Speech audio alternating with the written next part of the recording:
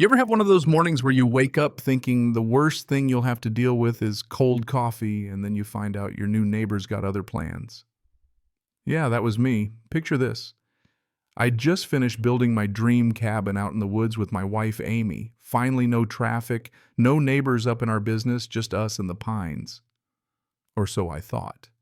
Because the first time I met Karen Goodson, she came marching up our gravel driveway in a pink pantsuit, waving a lawsuit like she was about to issue a royal decree, and believe me, she acted like the HOA president was a real crown. She didn't even say hello, just started in on our violations, talking about some 30-year-old map that supposedly put our place in her fiefdom. So there we are, Amy and me sitting on the porch with our coffee, when Karen starts listing off everything she thinks is wrong: our fire pit, the trees, too many. Apparently the fact that our place doesn't look like a park. I just stared at her, trying not to laugh out loud. She handed me a pink violation notice and told us we had 30 days to remedy the issues, or the fines would start piling up. You know what I mean? The gall of some people. I told her straight up, this land's not part of your HOA, lady, so you're trespassing. She got that look the one entitled folks get when they've never heard no in their life. But she just left that slip on the porch, strutted off, and that was that. Or so I hoped. See, Amy's the smart one. She double-checked all our records when we bought the place. We did our homework, title search, deed, everything. No HOA. I built this cabin with my own 2 hands cut. The wood hammered, the nails, every inch of it meant freedom. The last thing I wanted was someone trying to control it. But Karen, she wasn't done. The next day, a sheriff's deputy rolled up, handed us a thick legal envelope, 48 pages of HOA rage. Amy's face went pale just looking at it, and I'll be honest, even I started to sweat. I mean, I grew up in a city apartment, staring at a brick wall, dreaming about land like this. And now someone wanted to steal it on a technicality. The lawsuit said the HOA expanded in 1996 and now wanted 5 years of back dues plus fines for things like our cedar siding, the trees that fire pit, $9,000 in total. And they wanted us to pay her lawyer's fees too. Amy, God bless her, started digging through county records. Meanwhile, I installed trail cameras everywhere. If so much as a squirrel sneezed on my land, I'd know. But it got crazier. Drones started hovering over our roof, and when the sheriff said it was a civil matter, I laughed and blasted the thing with the garden hose. Then our well pump got sabotaged. Someone poured sand in the motor. That's when it hit me. This was no petty dispute. Karen was playing for keeps. One night, 2 of Karen's minions showed up at 2 a.m. to paint a big patch of our cabin in ugly HOA beige. I hit the floodlights, caught them on camera, and called the sheriff again. They claimed they were on official business. Of course, Karen backed them up with fake work orders. And the fines kept coming now daily for the unpainted beige. You ever feel like someone's just daring you to lose it? Our neighbor, Derek, real character retired IT guy, king of conspiracy theories, called to warn us Karen was spreading rumors trying to get the whole community against us.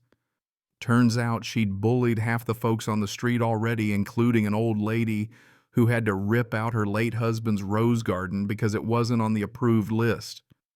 That's when Amy found the twist.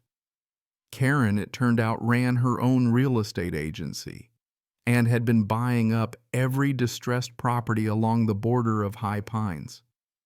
Every one of those lots was just outside the HOA.